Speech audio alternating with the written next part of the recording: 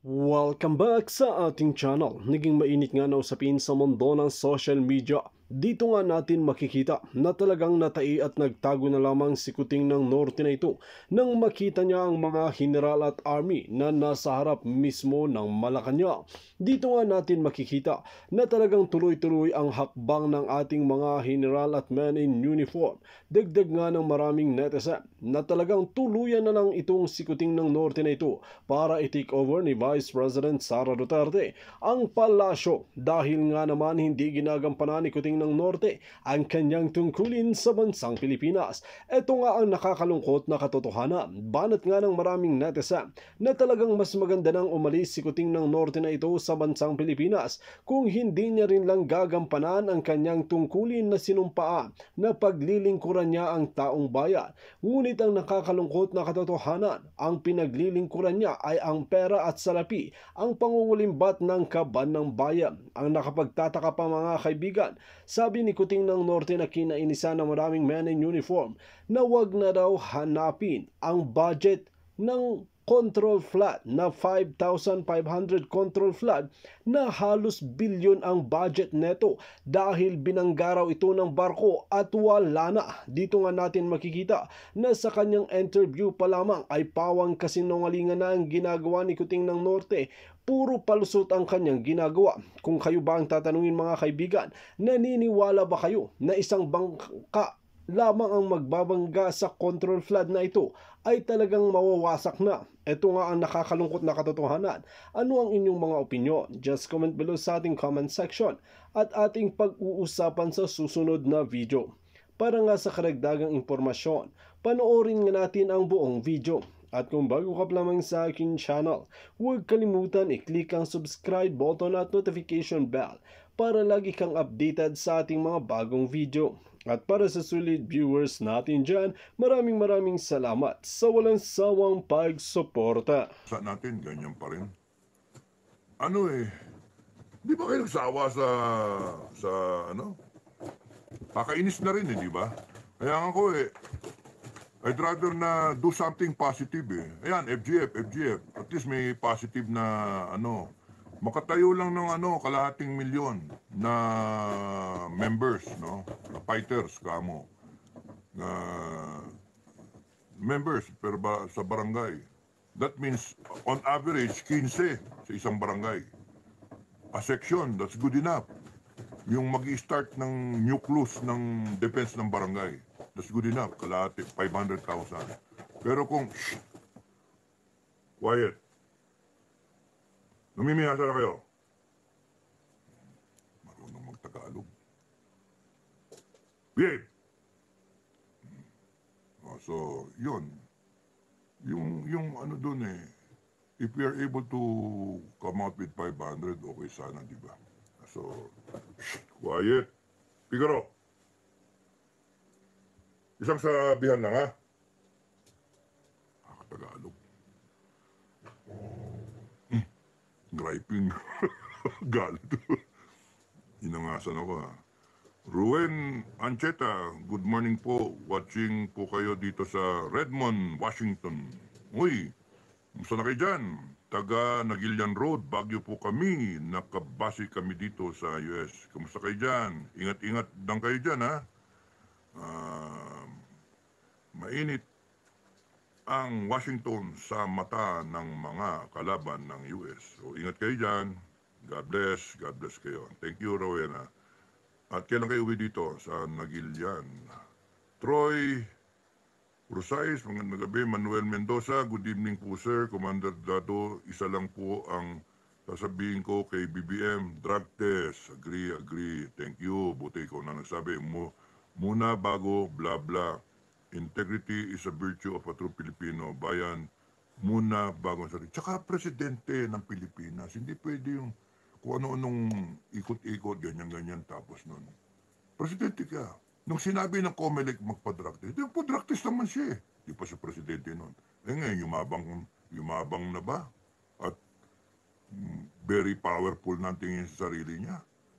Sa akin man yan, kung magkaroon ng people power, no? Sorry BBM, pero pagka nagkaroon ng people power, tapos nun, knock on wood, matanggal ka, pumanik si Sara, I would clamor for a drug test sa iyo. Kahit wala ka na sa presidente. I will really, yung, I will, ano tawag doon, shout out na mag-drug test sa iyo for the record. Para malagay sa history book. Ayan, positive or negative, di ba? Para sa iyo rin yun for your name. Kasi isipin mo, matanggal ka, walang closure, di alam kung positive ka o negative ka. Maganda may closure. Kaya ngayon pa lang dapat nga drug test para ewan ko, AAP tsaka PNP dapat ganun yung mindset nyo Bago to makamove forward, bago magsunod-sunod, Kung musunod kayo, umihitit yung tao, yun yung allegation.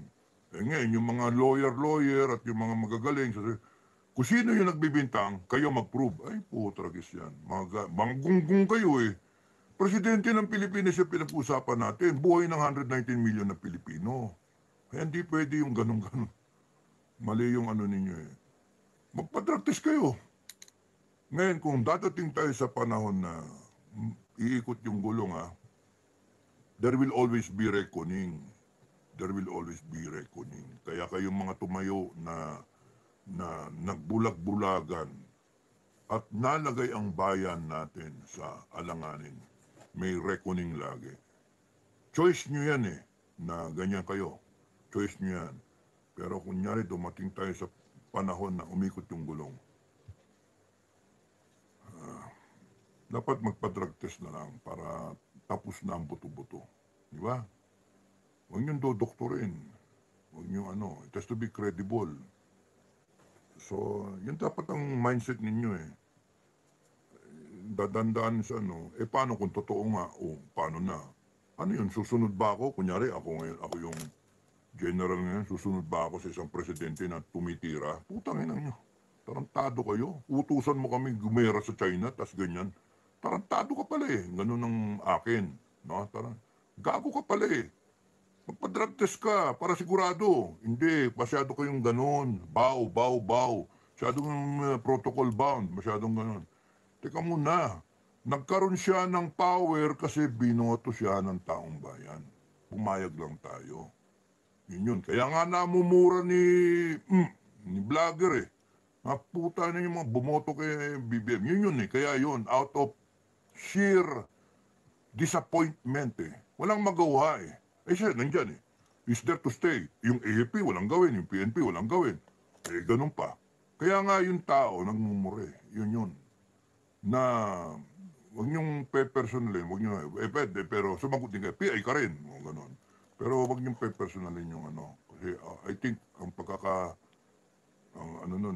out of sheer disappointment disgust, walang magawa itong mga tao, ayaw namang kumalsada, yung gano'n ba? Ayan, tayo na kayo. Kayo nag-aaway. Yun No, Commander Dado, maraming salamat Manuel Mendoza, Sonia Lorente, good evening po watching from Canada at ingat po palagi. Ingat palagi ang hinihintay ko. Ikaw lagi ang hinihintay ko. Thank you Good night po, sleep well. Thank you Sonia. Wala, good night na talaga. Rosalia, Relon, traidor talaga ang mga Marcos, walang utang na loob talaga. Grabe, di ba? Walang utang na loob. Manggagamit, di ba? But ang pinagtatako nga bakit si Inday, si BP, hindi tumayo. Kaya niya si Marbil, bakit si BBM di niya kaya? Bakit si hindi niya kaya? Si Aimee, si Marbil kaya niya. 4 na estrella yun, si PNP.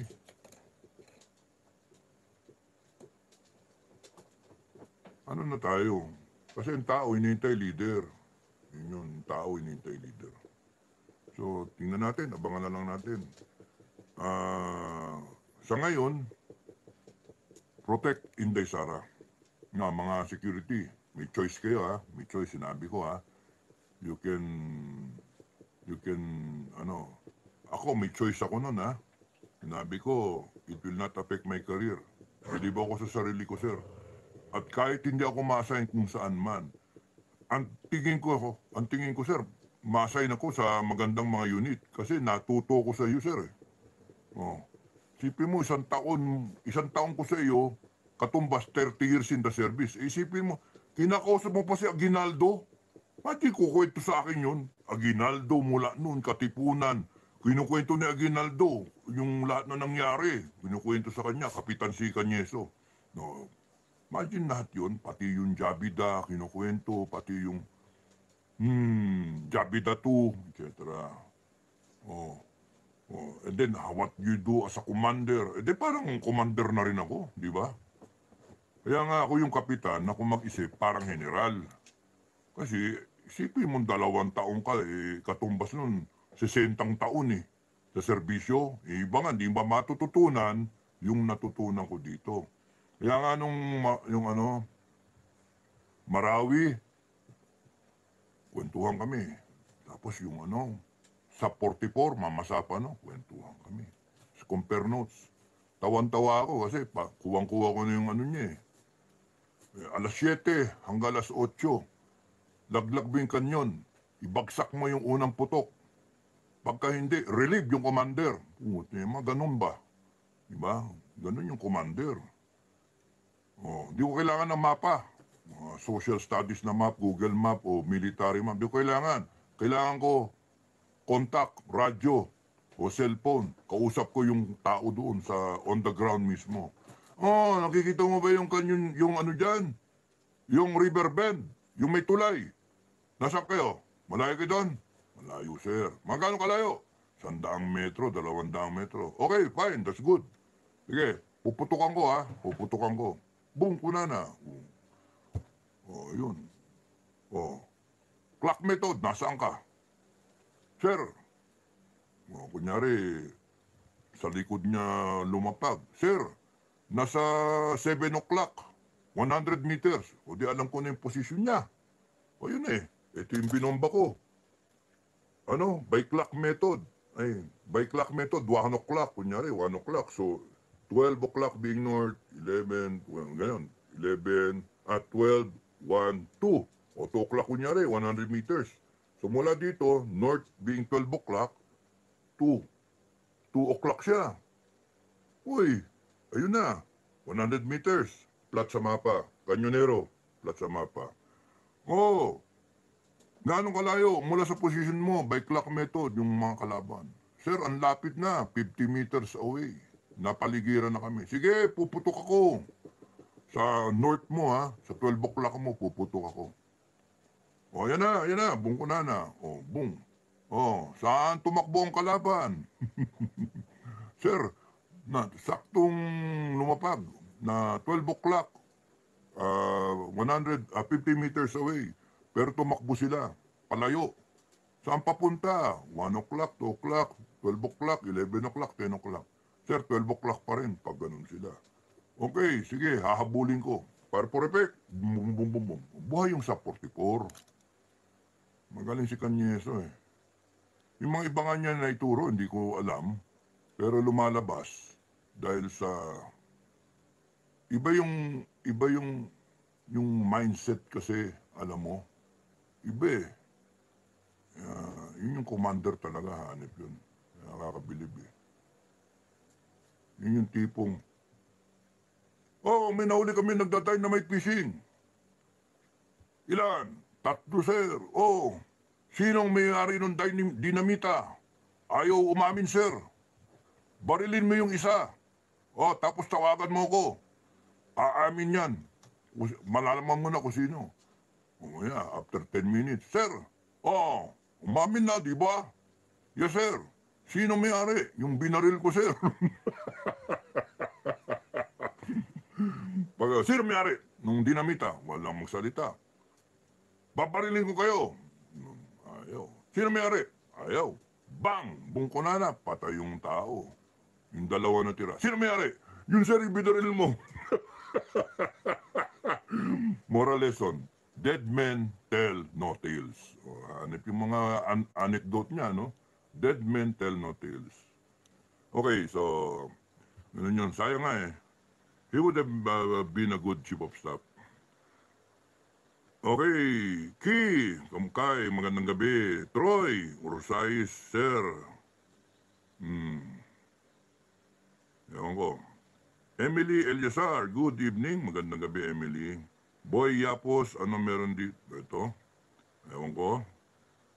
Christina Mayugba, magandang gabi. No, Jeff NT, sa tingin ko sir, kung matuloy ang gera, may mga foreign fighters din na pupunta dito para labanan ng China. Parang katulad sa Ukraine, I agree. May mga foreign fighters na nakikidigma. At magkilik up yan, kaya daw na ano eh. Maglilink up yan sa FGF and they will be the one to supply what we need.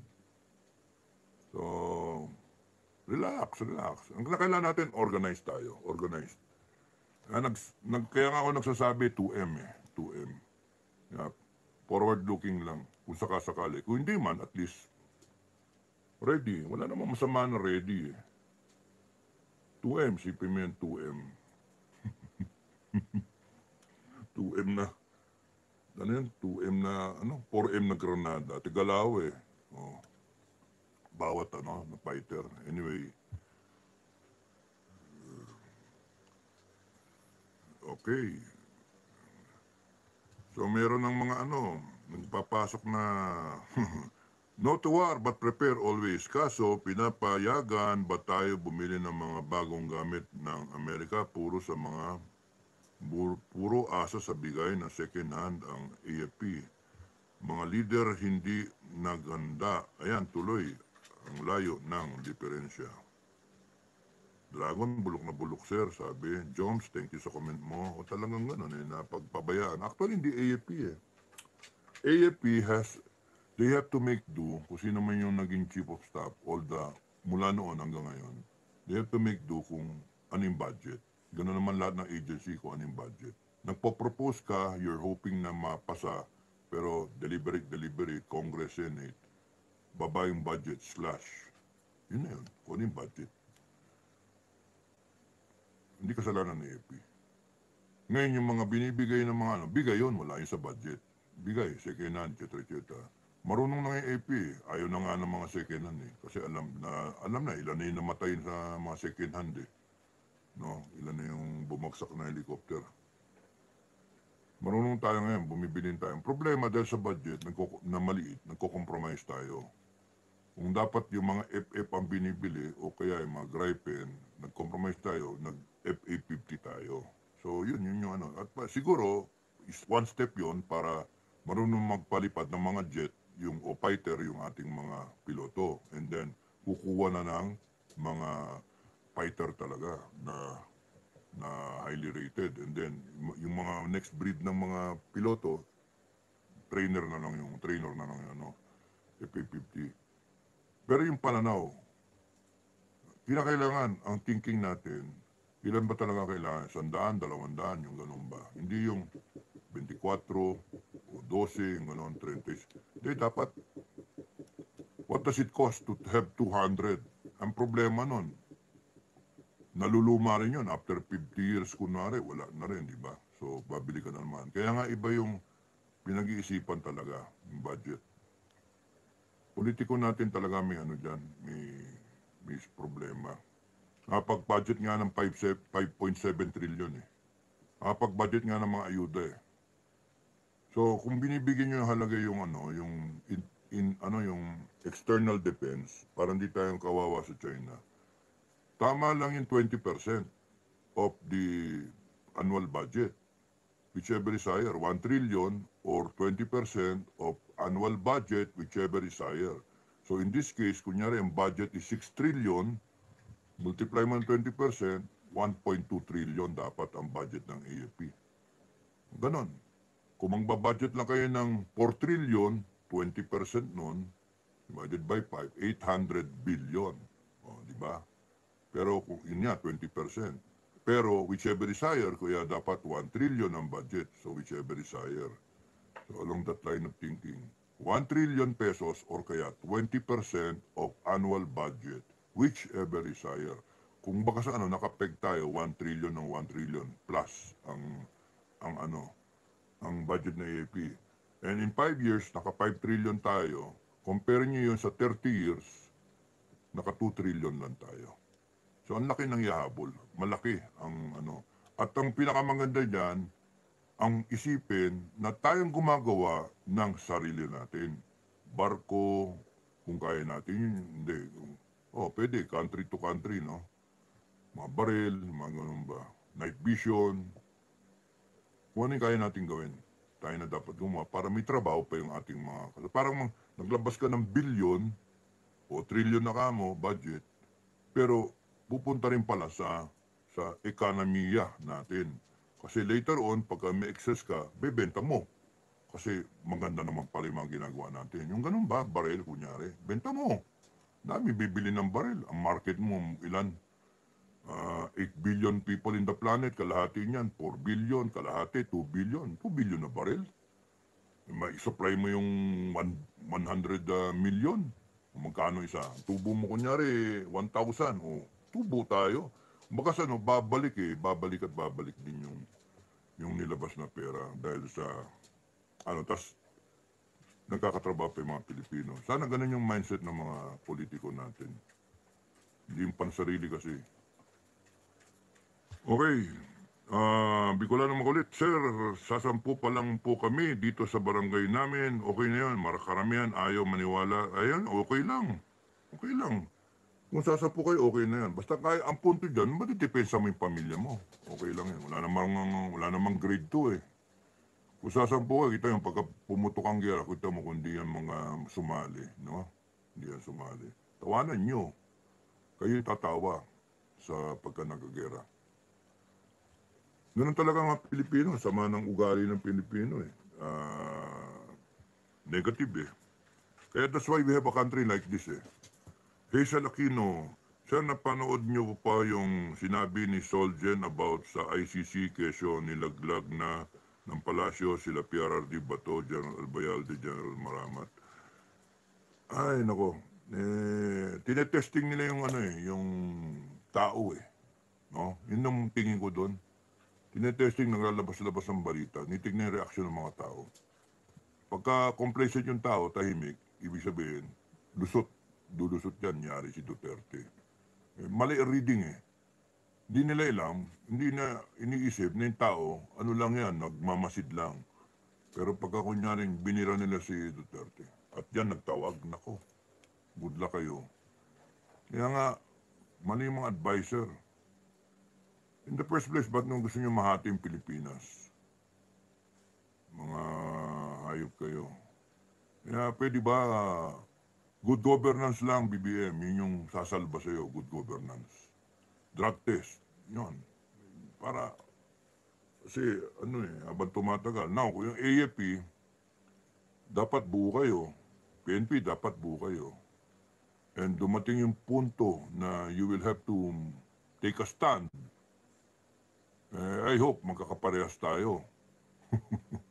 I hope magkakaparehas tayo. Ba't naman tayo mag-aanuhan, di ba? Hindi naman dapat magpatayan dahil sa politika. So, para kayo dapat sa bayan.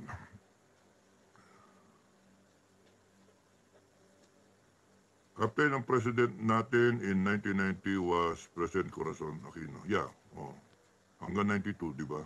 Ramos na 92, 98. May nasabi ba ako, baka slip of the brain.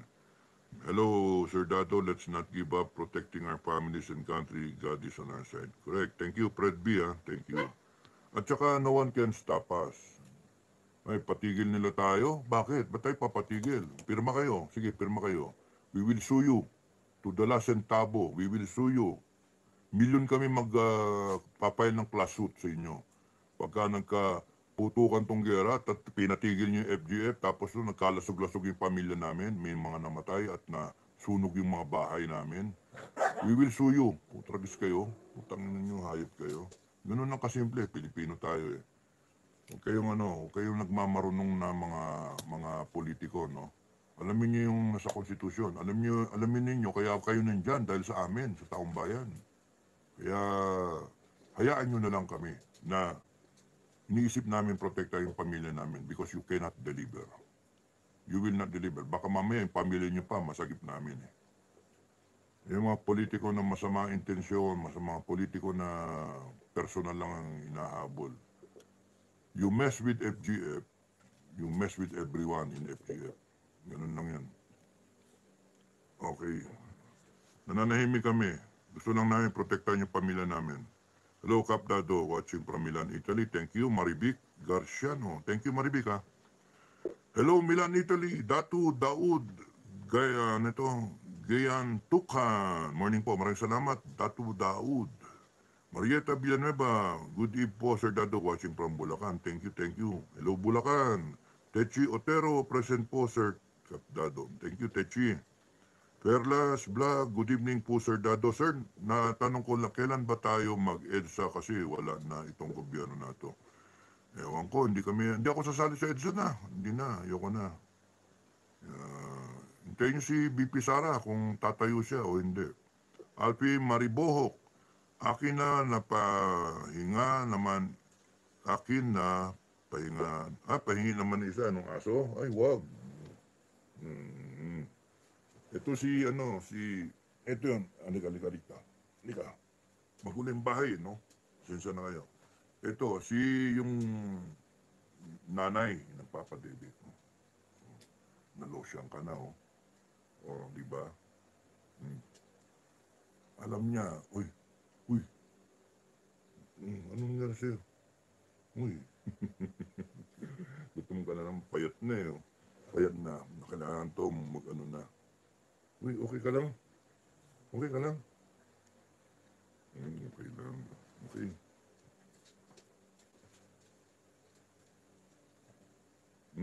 Bori ako sa kanya. Oh, ito yung maganda. Naku, bigat ah. Oh, si Ivory. Inday Ivory. Oh. Okay, so,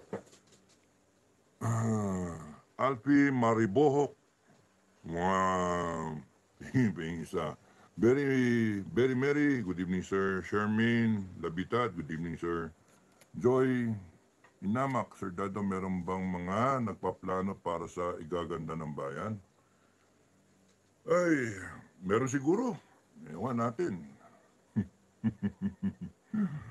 Ayokong umamin na nag-iisip din kami ni Commander Bukay. Ayaw namin ng korupsyon. Tingnan natin kung ano magiging latag ng Pilipinas. Sa amin kasi ang priority namin yung depensa yung pamilya kung sakaling magkagera. Ngayon kung hindi magkagera, nandiyan na yung FGF. Hindi na alis ang FGF, nandiyan na kami. No. Sabi ko nga tingnan natin kung ano magiging dating ng panahon.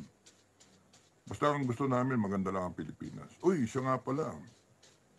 Bago akong magtapos,